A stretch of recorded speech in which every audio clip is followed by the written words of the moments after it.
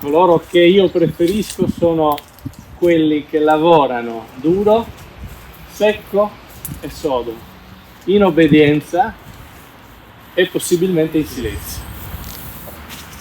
Tosta. Dietro questa frase emerge tanto di quello che era il lavoro in miniera.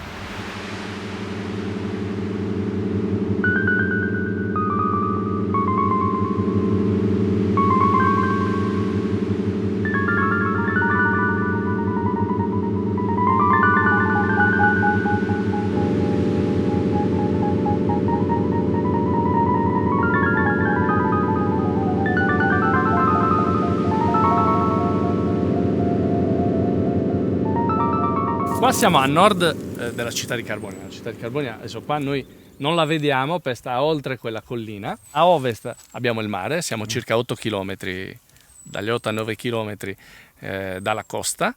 Qui siamo proprio sopra il bacino carbonifero perché praticamente il bacino carbonifero si estende dalla parte sud da Carbonia e a Portoscuso, a ovest si inabissa a oltre 700 metri sotto il mare.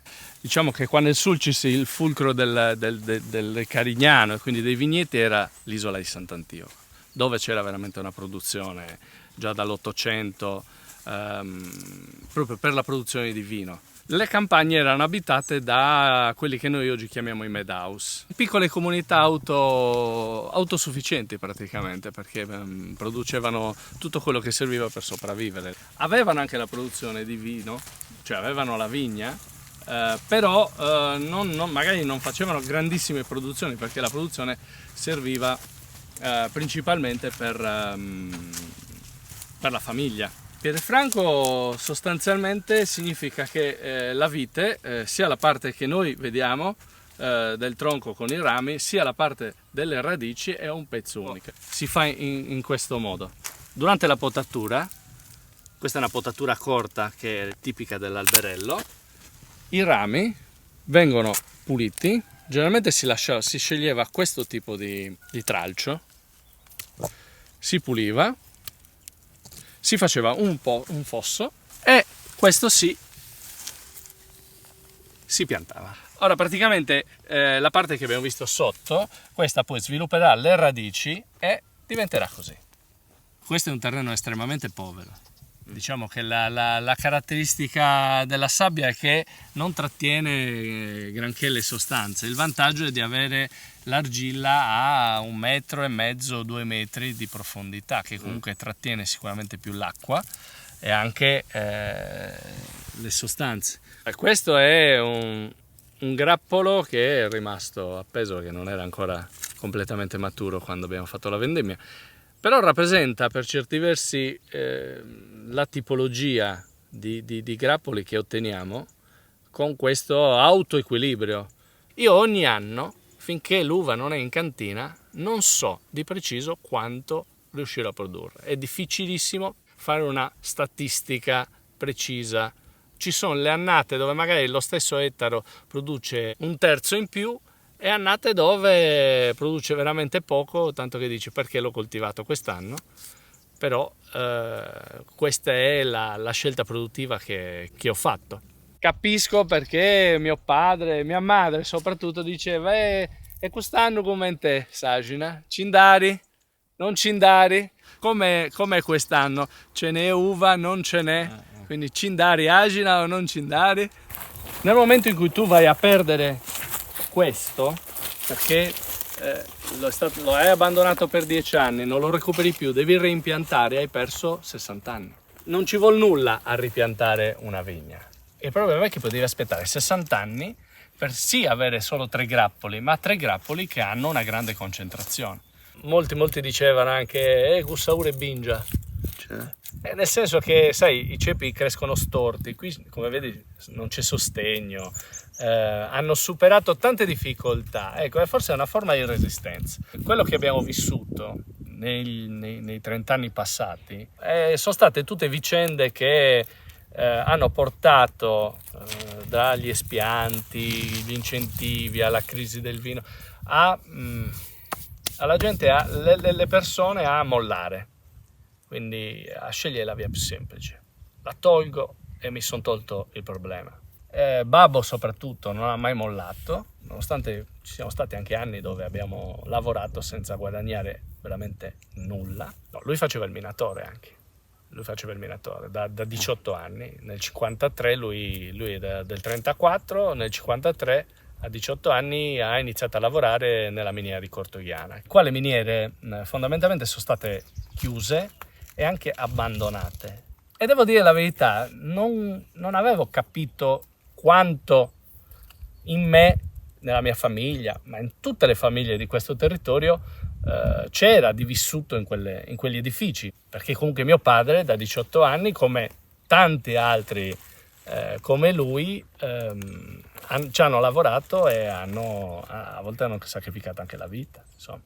Ci chiese a me e ai miei fratelli cosa volevamo fare delle vigne, perché lui chiaramente da solo non riusciva più a mantenerle, perché comunque io stavo studiando all'università, tornavo il fine settimana per dargli una mano, però sempre era impegnativo, e io ho detto no, io non le voglio abbandonare.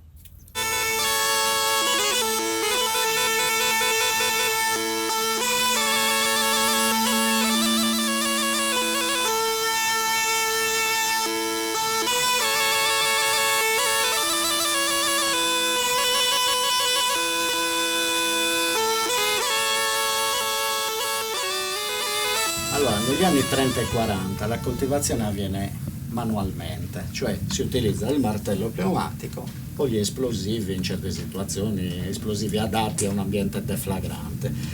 Con un martello pneumatico, cioè non con una macchina che ha una dimensione stabilita, tu operatore ti adatti all'altezza del luogo di lavoro, non il contrario. Puoi essere produttivo per un'azienda dell'epoca lavorando sdraiato completamente su 50 cm d'altezza, che è l'altezza di una lampada di sicurezza in piedi. Non so se ci hai pensato, il motivo per cui ti ho chiesto, siediti anche tu e facciamo questa ripresa un po' scomoda, è perché noi stamattina abbiamo fatto una ripresa analoga e anche tu in realtà oggi ti ritrovi a lavorare in una situazione, no? Ci hai mai pensato a questo? Sì, con la differenza che però qua stavi al buio e invece in campagna stai alla luce, al sole. Però anche lì accudisci una pianta che è alta mezzo Sì. metro, credo, no? Sì, sempre faticoso, ma In un contesto un po' diverso. Sì. E queste cose le faceva mio padre, le faceva tutte e due. Cioè lui stava sempre piegato prima e piegato dopo, il concetto. Sì.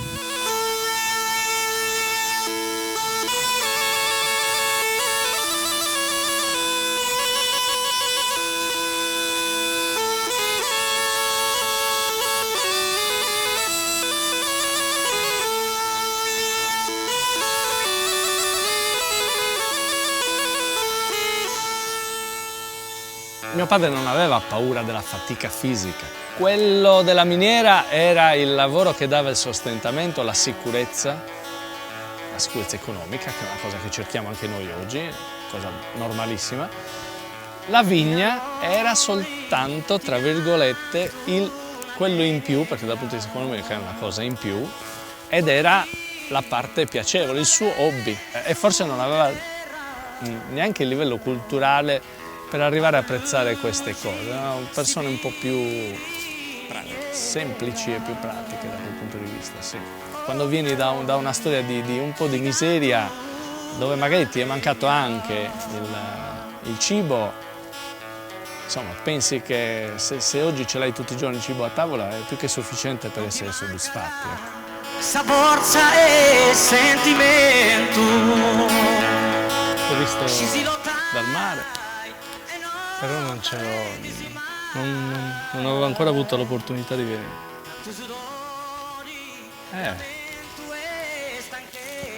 Impressionante.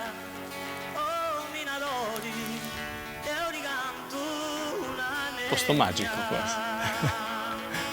Tu cosa gli dicevi che ti sembravano? What did you look like? They all look like little dancers. They're all doing little Ballerine. ballerine, sì. Io la vedo un po' più macabra in realtà. Sembra un po' di Barton. Sembra un film di Romero. Il ritorno dei morti. Finale di Kerry, la mano che viene fuori. Combinato di canto una legna, i sacrifici su chi si affrontava, questa famiglia tu si lottava,